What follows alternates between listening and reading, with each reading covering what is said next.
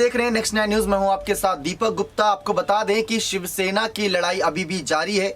महाराष्ट्र में उद्धव ठाकरे को एक राय दी गई है बागी विधायकों के द्वारा कि आप पहले आत्ममंथन करिए, आत्मचिंतन करिए, उसके बाद कोई फैसला करिए कि आपकी गलतियों की वजह से हमने क्यों आपकी शिवसेना पार्टी यानी उद्धव की शिवसेना वाली पार्टी से अलग होते नजर आए, उस गुट से अलग होते नजर आए। खैर ये तो एक जानकारी के तौर पर है, लेकिन आपको कुछ बड़ी बातें बता दें। जस्टिस चंद्रचूड़ के सामने कपिल सिब्बल ने जो बड़ी मांग की थी उनको कैसे ठुकराया गया।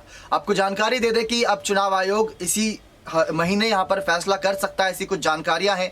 और साथ ही साथ यहाँ पर बड़ी कार्यवाही शिंदे गुट पर भी होगी। 5 जज की जगह 7 जज भी नजर आ सकते हैं, लेकिन 5 जजों की संवैधानिक बेंच होगी। जस्टिस चंद्रचूड़ ने ये बात साफ कर दी थी। लेकिन जस्टिस चंद्रचूड़ जो कि यहाँ पर अध्यक्षता कर रहे थे इस सुनवाई के दौरान पूरी बेंच की, 5 जजों की बेंच की, तो कपिल सिब्बल उनसे मांग करते नजर आए थे कि जो विधायक अलग हुए उन्होंने गुट नहीं छोड़ा था, उन्होंने सीधा पार्टी छोड़ दी थी। वो अपना गुट बनाए, अपनी पार्टी बनाए, उसके बाद दूसरी पार्टी में विलय करें, कुछ भी करें, लेकिन शिवसेना उनकी नहीं होनी चाहिए।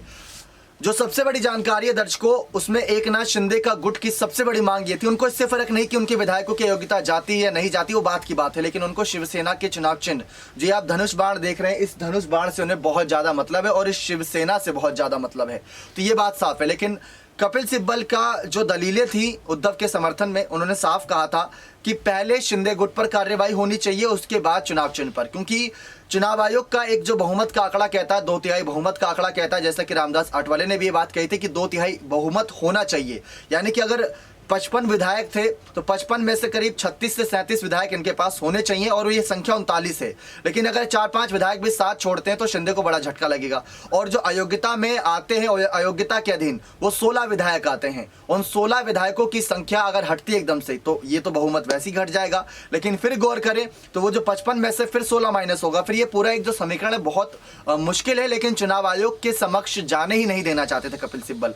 उन्होंने ये कहा था कि ये मामला चुनाव आयोग सामना ना करे, पहले कोर्ट फैसला करे शिंदे गुट पर, उसके बाद चुनाव आयोग तक अगर जाना सही समझते हैं आप तो भेजिएगा। लेकिन ये मांग को ठुकरा दिया गया था धनंजय चंद्रचूड़ यानी कि डीवाई चंद्रचूड़ के द्वारा। लेकिन उसके बाद आपको बता दें शिंदे गुट की सबसे पहले मांग थी कि शिंदे गुट पर तो कार्यवाही 3-4 साल 5 साल आगे भी जा सकती है या चुनाव भी आ सकते हैं, तो इन सब के बीच इनसे ज्यादा हमें ताल्लुकात नहीं है। हमें सबसे ज्यादा जो मतलब है वो है बाला साहब ठाकरे के चुनाव चिन्ह उनकी शिवसेना पार्टी से, और वो हम गलत हाथों में नहीं जाने देना चाहते। वो हम महाविकास अघाड़ी सरकार के साथ नहीं रखना चाहते, एनसीपी और कांग्रेस से अलग रखना चाहते हैं। बीजेपी के समर्थन में रहे या ना रहे वो बात की बात है, लेकिन किसी और के पक्ष में नहीं जाने देना चाहते, खासकर उसके जिसके खिलाफ बाला साहब ठाकरे थे।